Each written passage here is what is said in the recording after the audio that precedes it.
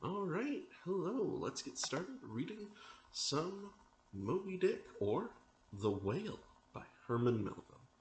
So I'll be reading from the Project Gutenberg ebook, ebook number 15 that they uploaded. Looks like starts with some etymology and then some extracts supplied by a sub-librarian. So, first off, the etymology supplied by a late consumptive usher to a grammar school. The pale usher, threadbare in coat, heart, body, and brain, I see him now. He was ever dusting his old lexicons and grammars with a queer handkerchief, mockingly embellished with all the gay flags of the known nations of the world. He loved to dust his old grammars. It somehow mildly reminded him of his mortality. Please keep in mind that here the word queer just means strange and gay just means happy. On to the next section, also titled Etymology. While you take in hand to school others, and to teach them by what name a whale fish is to be called in our tongue, leaving out, through ignorance, the letter H, which almost alone maketh up the signification of the word, you deliver that which is not true. From Hakluyt. Whale, Swedish and Danish, hval. This animal is named from roundness or rolling, for in Danish, fault is arched or faulted, from Webster's Dictionary. Also, whale. It is more immediately from the Dutch and German wallen, as walvian, to roll, to wallow, from Richardson's Dictionary. Then there's 12 or so different pronunciations.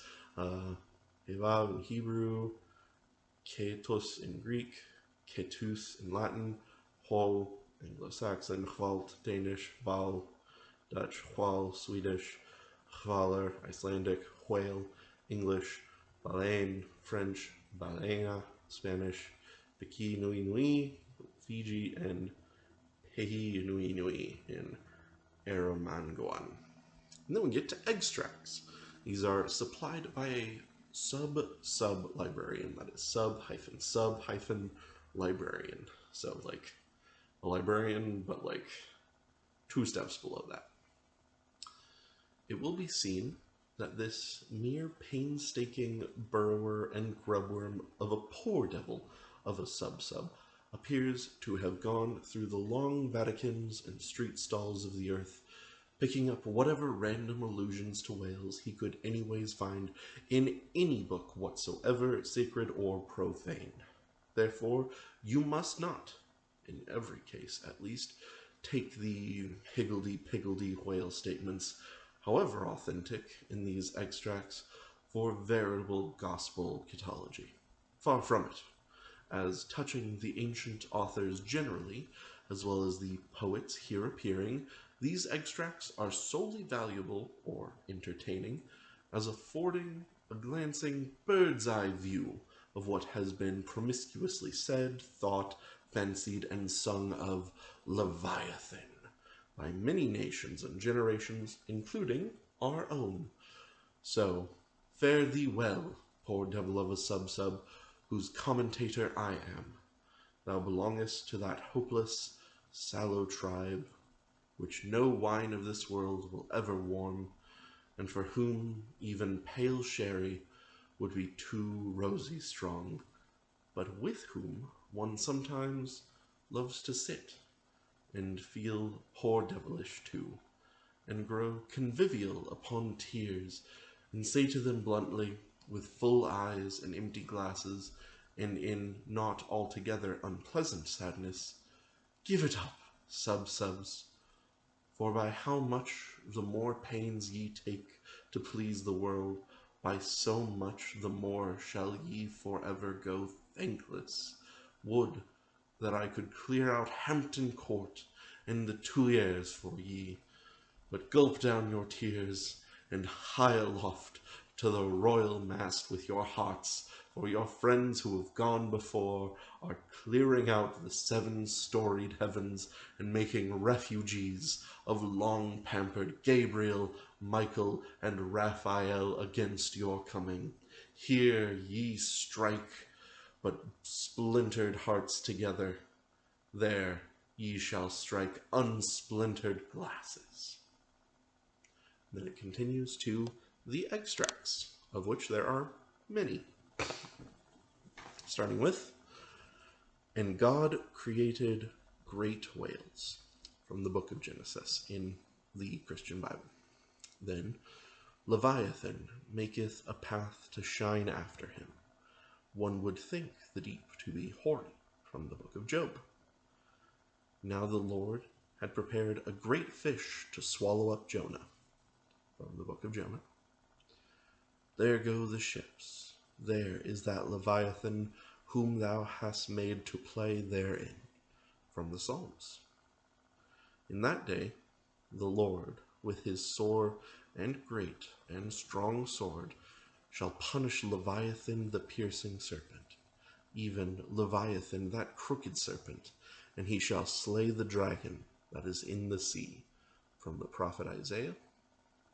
And then we move on to some other excerpts, not from the Hebrew or Christian Bible.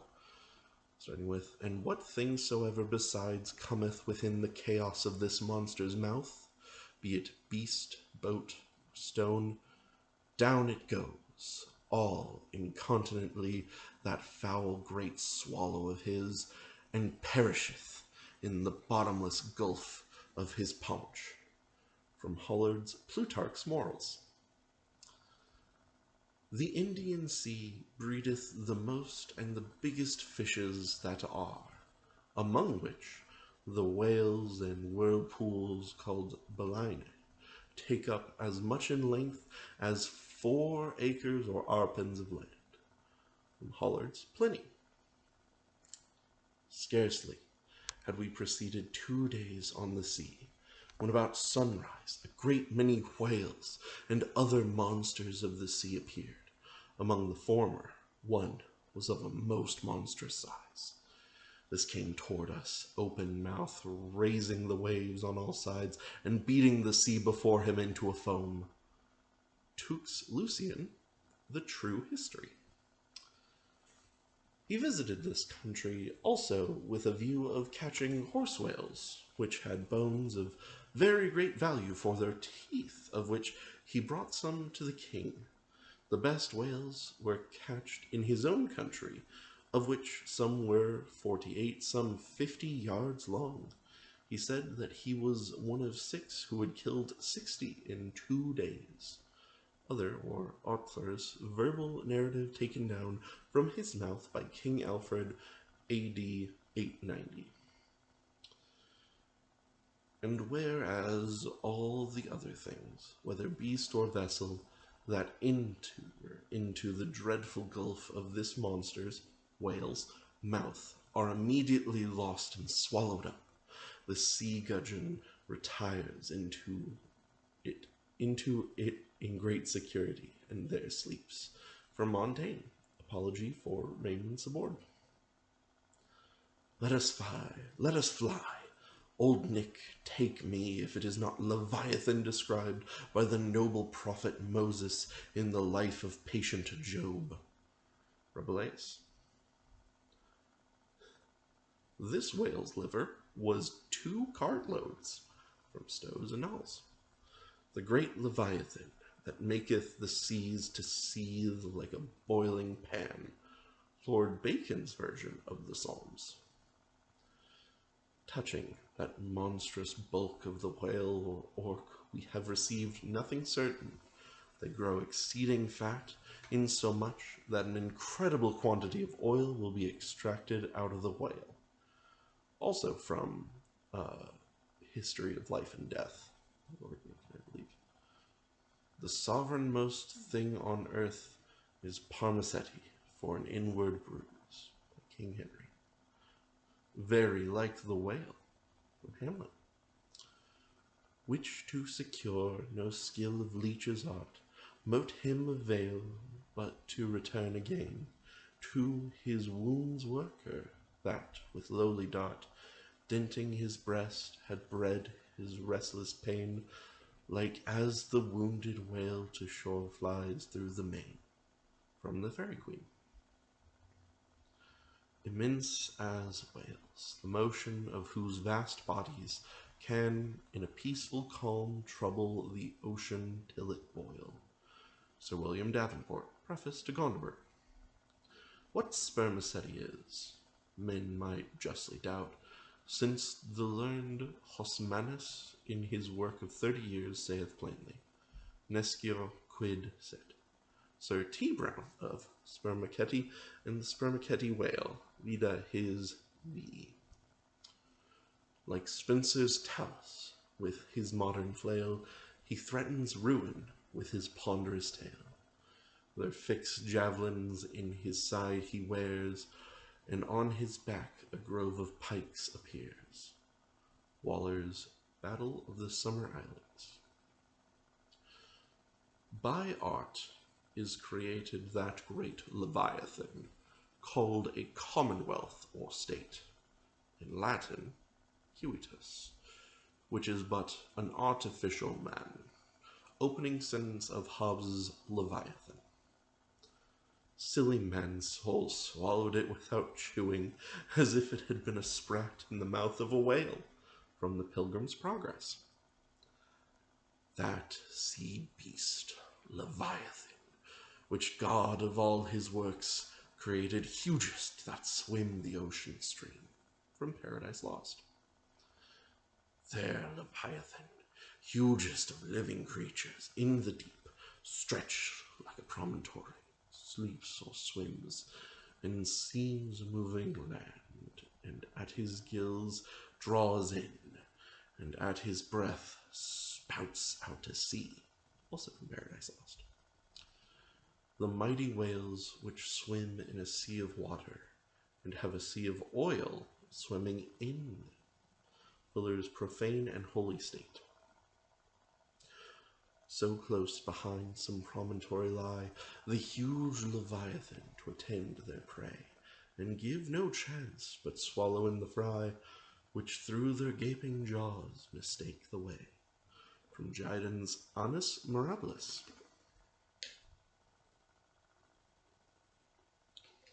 While the whale is floating at the stern of the ship, they cut off his head and tow it with a boat as near the shore as it will come, but it will be aground in 12 or 13 feet of water. Thomas Edge's 10 Voyages to Spitzbergen in purchase. In their way they saw many whales sporting in the ocean, and in wantonness fuzzing up the water through their pipes and vents which nature has placed on their shoulders. Sir T. Herbert's Voyages into Asia and Africa, Harris Cole. Here they saw such huge troops of whales that they were forced to proceed with a great deal of caution for fear they should run their ship upon them. Schotten's 6th Circumnavigation. We set sail from the Elbe, wind northeast, in the ship called the Jonas in the Whale. Some say the whale can't open his mouth, but that is a fable. They frequently climb up the mast to see whether they can see a whale, for the first discoverer has a ducat for his pains. I was told of a whale taken near Shetland that had above a barrel of herrings in his belly. One of our harpooners told me he caught once a whale in Spitzbergen that was white all over. A Voyage to Greenland, AD 1671, Harris Cole. Several whales have come in upon this coast, Fife, anno 1652. One 80 feet in length, and of the whalebone kind came in, which, as I was informed, besides a vast quantity of oil, did afford 500 weight of baleen. The jaws of it stand for a gate in the garden of Pitferren. Sibbald's Fife and Kinross. Myself have agreed to try whether I can master and kill this Permaceti whale, for I could never hear of any of that sort that was killed by any man.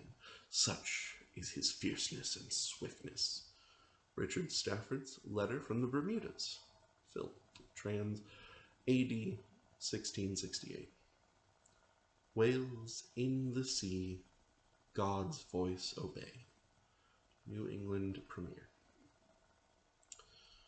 We saw also abundance of large whales, there being more in those southern seas, as I may say, by 100 to 1 than we have to the northward of us.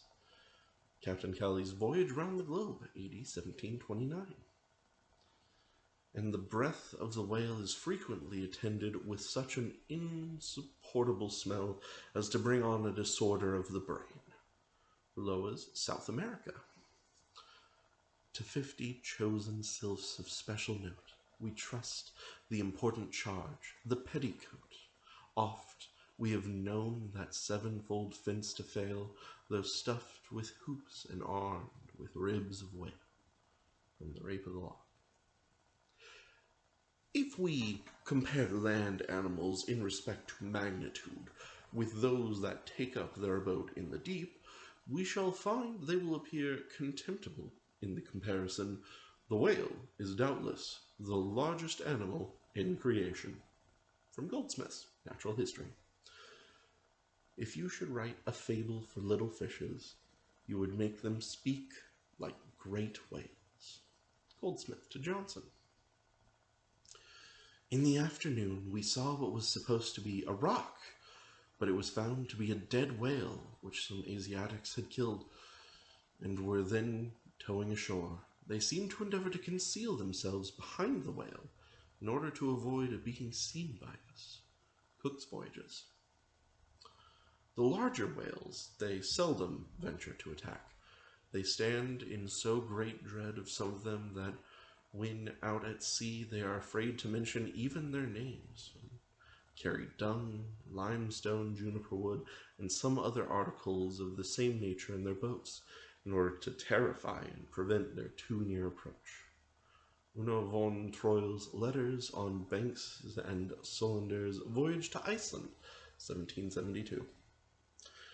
The Spermaceti whale, found by the Nantuckois, is an active, fierce animal, and requires vast address and boldness in the fisherman.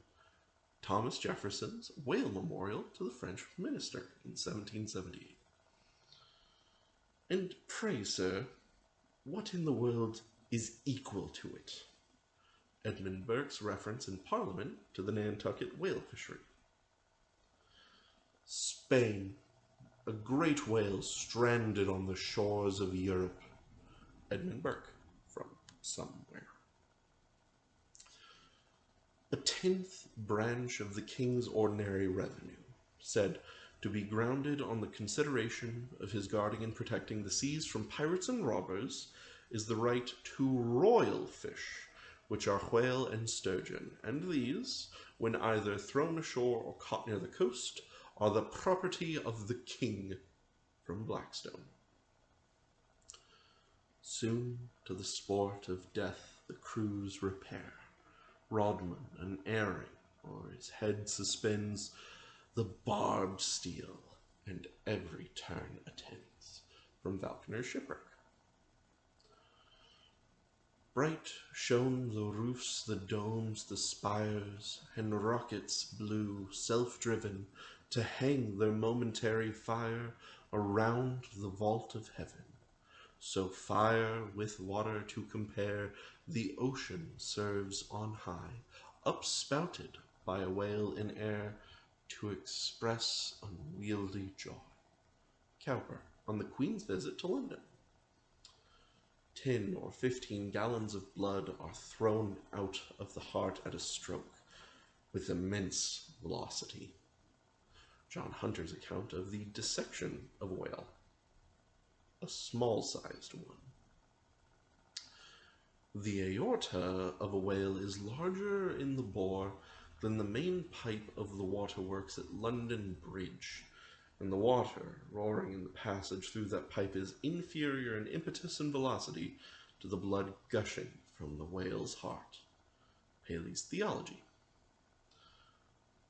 The whale is a mammiferous animal without hind feet. Baron Cuvier. In 40 degrees south, we saw spermaceti whales, but did not take any till the 1st of May, the sea being then covered with them. Volnet's voyage for the purpose of extending the spermaceti whale fishery.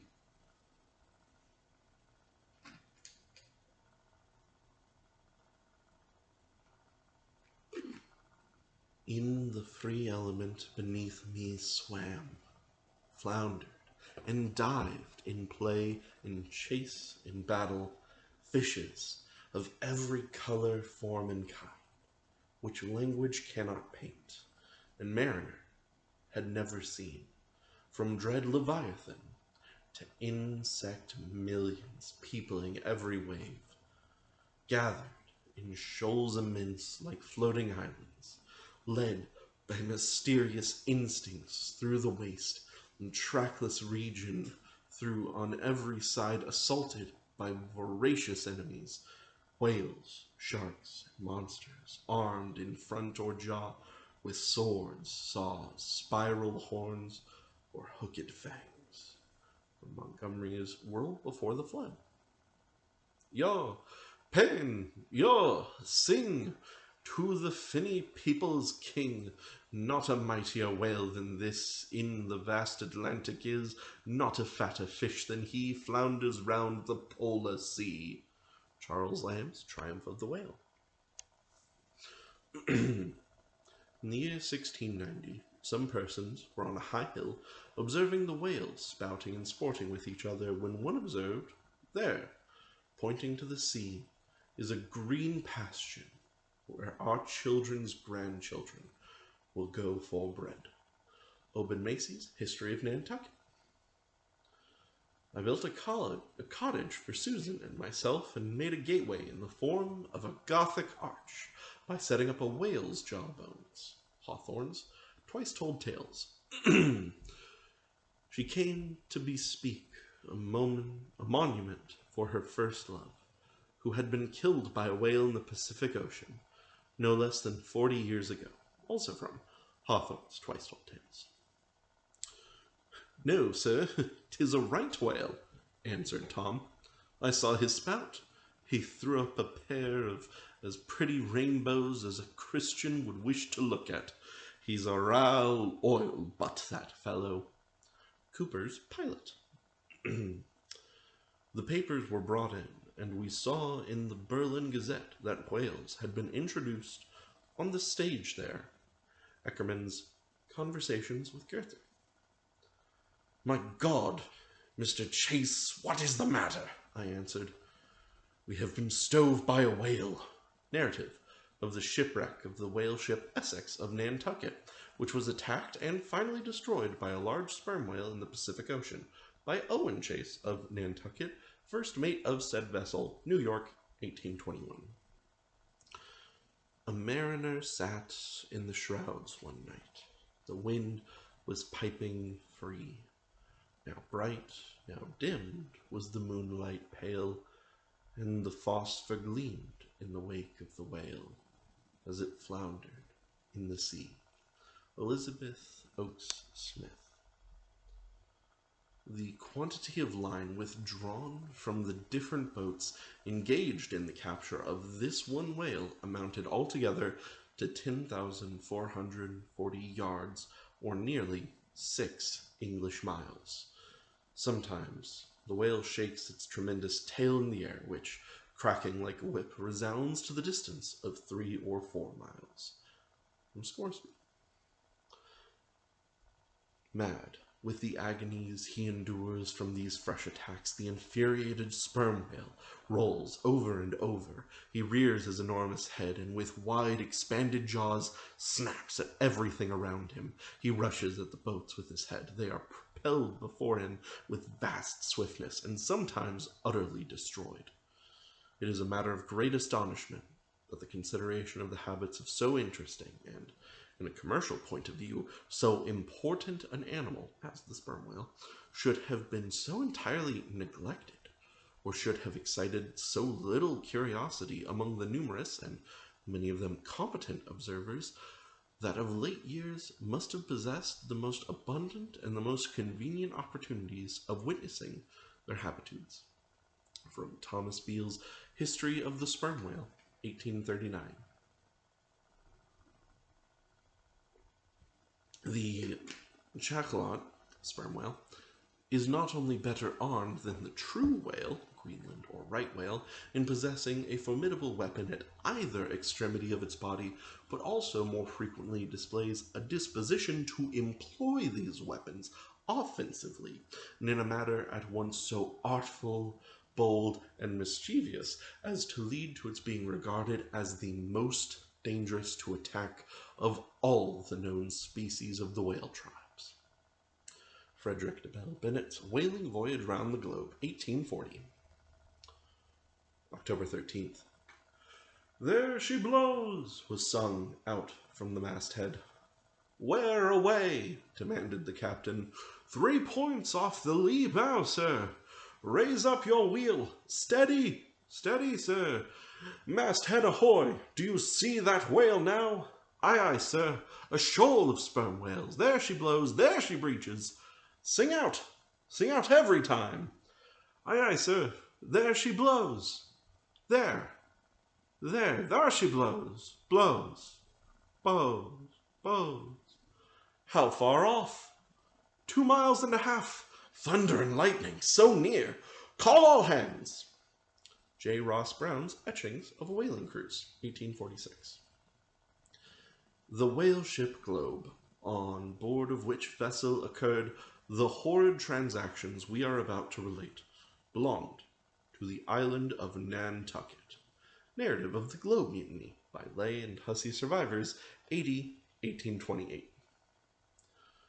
Being once pursued by a whale which he had wounded, he parried the assault for some time with a lance, but the furious monster at length rushed on the boat, himself and comrades only being preserved by leaping into the water when they saw the onset was inevitable. Missionary Journal of Tyerman and Bennett. "Nantucket itself," said Mr. Webster, "is a very striking and peculiar portion of the national interest. There is a population of 8,000 or 9,000 persons living here in the sea, adding largely every year to the national wealth by the boldest and most persevering industry." Report of Daniel Webster's speech in the U.S. Senate on the application for the erection of a breakwater at Nantucket, 1828. The whale fell directly onto him, and probably killed him in a moment. The Whale and His Captors, or The Whaleman's Adventures and the Whale's Biography, gathered on the homeward cruise of the Commodore Preble, by Reverend Henry T. Cheever. "If you make the least damn bit of noise," replied Samuel, "I will send you to hell." Life of Samuel Comstock, the Mutineer, by his brother William Comstock, another version of the whale ship Globe narrative. The voyages of the Dutch and English to the Northern Ocean, in order, if possible, to discover a passage through it to India, though they failed of their main objective, laid open the haunts of the whale. McCullough's Commercial Dictionary. These things are reciprocal. The ball rebounds only to bound forward again. For now, in laying open the haunts of the whale, the whalemen seem to have indirectly hit upon new clues to that same mystic Northwest Passage, from something unpublished. It is impossible to meet a whale ship on the ocean without being struck by her near appearance. The vessel, under short sail, with lookouts at the mastheads, eagerly scanning the wide expanse around them, has a totally different air from those engaged in regular voyage. Currents and Whaling, U.S. EXEX. Pedestrians in the vicinity of London and elsewhere may recollect having seen large curved bones set upright in the earth, either to form arches over gateways or entrances to alcoves, and they may perhaps have been told that these were the ribs of whales, tales of a whale voyager to the Arctic Ocean. It was not till the boats returned from the pursuit of these whales that the whites saw their ship in bloody possession of the savages enrolled among the crew. Newspaper account of the taking and retaking of the whale ship Hobomac. It is generally well known that of the crews of the whaling vessels, American, few ever return in the ships on board of which they departed. Crews in a whale boat. Suddenly, a mighty mass emerged from the water and shot up perpendicularly into the air. It was the whale, Miriam Coffin, or the whale fisherman. The whale is harpooned, to be sure, but bethink you, how would you manage a powerful unbroken colt with a mere application of a rope tied to the root of his tail? A chapter on whaling in Ribs and Trucks. On one occasion, I saw two of these monsters, whales, probably male and female, slowly swimming, one after the other, within less than a stone's throw from the shore, Terra del Fuego, over which the beech tree extended its branches. Darwin's Voyage of a Naturalist. "Stern, all!" exclaimed the mate, as upon turning his head he saw the distended jaws of a large sperm whale close to the head of the boat, threatening it with instant destruction. "Stern, all, for your lives!" From Wharton, the Whale Killer. "So be cheery, my lads, let your hearts never fail, while the bold harpooner is striking the whale." A Nantucket song.